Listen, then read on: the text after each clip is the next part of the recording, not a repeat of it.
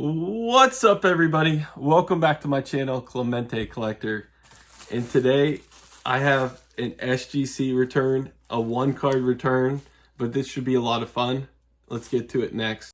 Batting third, playing right field, number 21, Roberto Clemente. All right, so let's go back to Father's Day this year. As a present, I got an ungraded Clemente oddball card that's pretty rare. And I wanted to send it into SGC to just get authenticated and hopefully get a grade on it. But it is a hand-cut card. And that's why I didn't shoot this video till now, because I was waiting for my SGC return to come back. Normally, I would wait to get a card graded whenever I had more than 5 and do a whole big SGC reveal video. But this card's really special, and also, it's a Clemente Bazooka card, and they have been counterfeit before. And I asked a couple guys that are dealers about the card. They felt good about it, but they said you honestly truly don't know until you get it authenticated. But I used a loop, and the pattern looks similar on the front of it. And maybe one day I'll do a video showing some of the stuff that are red flags with the Clemente Bazooka cards that I learned along the way. So Father's Day was super special for me. Not only did I get this card that I'm going to show, I also got to play catch with my dad. So we haven't played catch in over 20 years. So he came over to the house and he brought his old baseball glove that it's the only baseball glove he's ever owned since I've known him. I used to play Little League, and I played all the way up through middle school, and he was always one of my coaches. And he always had this very, very old glove that we would play catch with. And I can't tell you how many buckets of balls he had. And he would throw balls to me and let me get hitting practice all the time. And we'd pick them all up and do it again. And I never really looked at the glove just to see, like, oh, okay, what model is it? Things like that. I just knew it was an old glove. And we looked at it together, and it was a Ted Williams model.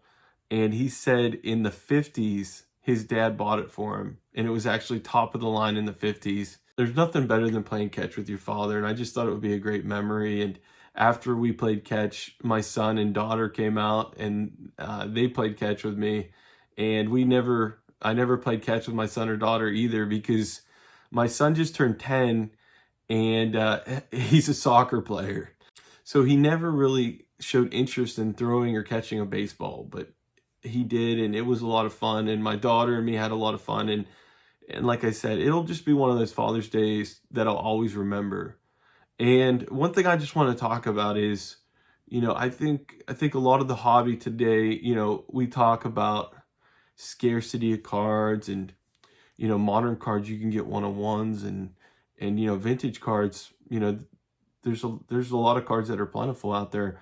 But I just wanted to say, like, truthfully, any card, vintage, modern, whatever card you're into, any card could be a true one-on-one. And I know it sounds corny and things like that, but it's one thing that guys like Christopher Missouri have shown me in the hobby is when you make a memory on that day or getting that card, and you make sure to maybe tag that card in some way, whether it's a sticker on the back or you just put notes down in an Excel file. I think it's really, really impactful, Now, every time I see this card, I'm going to think of that Father's Day, And I have cards behind me. I could show you 10 to 20 cards, maybe a Christmas present from my mom, or an anniversary present from my wife, or maybe I bought the card with some friends at the National. I honestly, sometimes I don't know how certain people sell cards that have a memory attached to them. I really don't. Like, I'm not trying to judge anybody. And granted, I have some cards that are just regular eBay purchases that I do understand don't have the same attachment.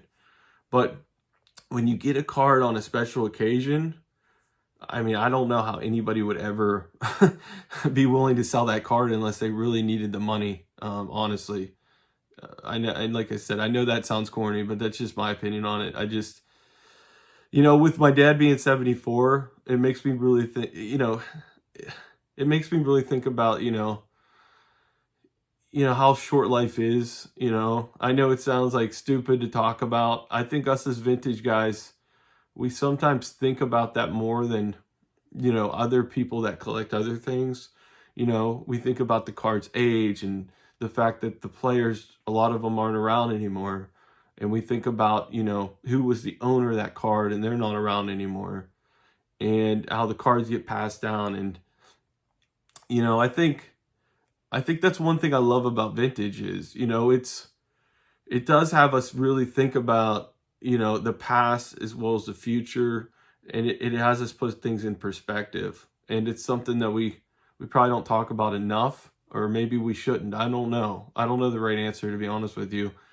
But it's something that crosses my mind, it's like my son's gonna get these cards whenever I pass them down to him, and hopefully his son, and so on and so forth. And you know,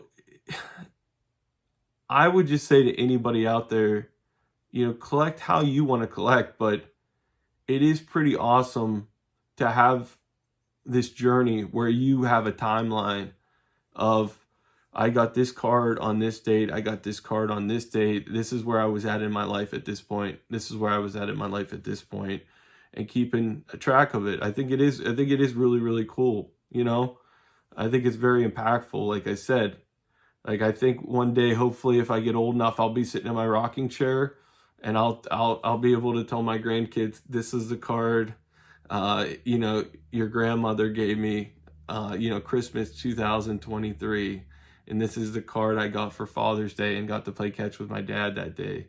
I don't know, maybe that's a little bit too deep. I don't know, but that's how I think about it sometimes. I will say one thing though. I think most of us are in this hobby for multiple reasons, and I think we'd be lying to us if we said, "Oh, it's just for one reason." I think it's very dynamic why a lot of us collect cards. But I can say the number one reason I collect vintage cards is because of my father. It's because he showed me his collection, and I just loved the cards he collected, and I wanted to collect more of them. And it gave me that connection with him. So I can't say without a shadow of a doubt the main reason I collect vintage cards is because of him. And it's been a lot of fun, and I really enjoy it. And I can honestly say, if I didn't get into this hobby, I probably wouldn't, like I said, I probably wouldn't ask them to play catch that day, and I probably wouldn't have had something to remember Father's Day and how special it was this year. So I'm going to continue to collect that way. Like I said, I'm not saying every single time I buy a card it has meaning. So enough of me blabbing on. I know a lot of you guys probably tuned in to see the reveal. So let's get to the reveal now, and hopefully you enjoy these Clemente Bazooka cards as much as I do.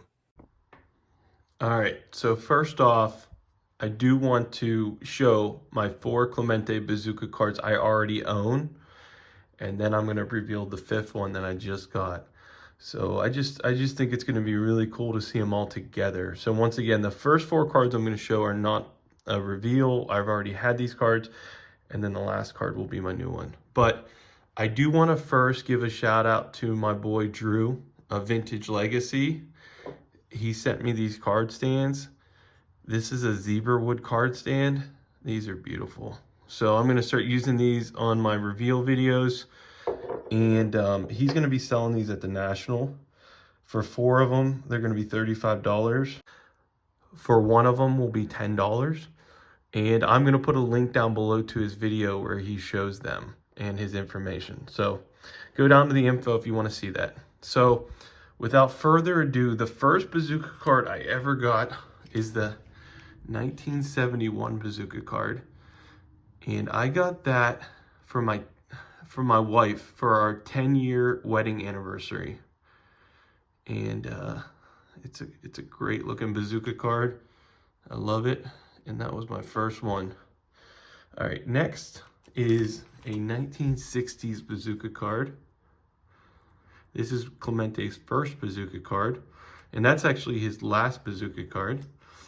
And this card here, it was in like a GMA slab or a slab that was not very desirable, let's just say that. And I crossed it over in one video, and I was very happy about that. So that's Clemente's first bazooka card. And then here is the 1964 bazooka card. This is one of my favorites with him throwing the baseball. I love how that card presents. It got the authentic because it's missing border over here. But this card's very memorable to me because I bought it at my first national last year. I was with my friend Matt from the Card Story. And we were walking the floor and a guy had 2 of these. And I picked out the one I wanted and I got it graded on site. So that's one of my favorites right there. All right, next up is a card I got at Strongsville this year. The 1963 Clemente bazooka card. I was walking the floor with some friends. One of them was Chris from Missouri, and the guy had 2 of these ungraded, and I bought the better of the 2 and negotiated. And if you watch my Strongsville video, you know the story.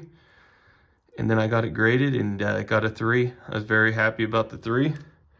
I thought that was a good grade for it. And another great memory there, being at Strongsville for the first time. So last but not least, guys, the newest bazooka card to add to the collection. It's the 1964 bazooka card. So this was on eBay, ungraded. And I'll be honest, when I sent it to SGC, I wasn't sure if they would grade it. Like I said, hand-cut cards are so hard because of borders, but it presents very, very well. So a little backstory on this card. SGC grades them all as 1967, but PSA does 66 and 67 as a slash. I do believe that these were on bazooka boxes in both years. So I'm not sure why, if anybody knows, I'm not sure why SGC only marks these as 67. So what a great card. I'm super happy to own it. What's everybody's guess on the grade?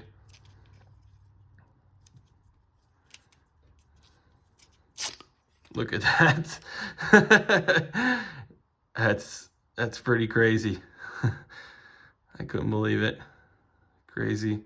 And this was actually the guy that this was bought from actually lives 10 minutes away from our house. They have an auction house 10 minutes away from our house. So it's so cool that this has stayed in the Pittsburgh area. So let's put these bad boys together here.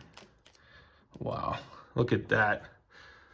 I think I'm 2 away. So I need the 62 and I need the 68.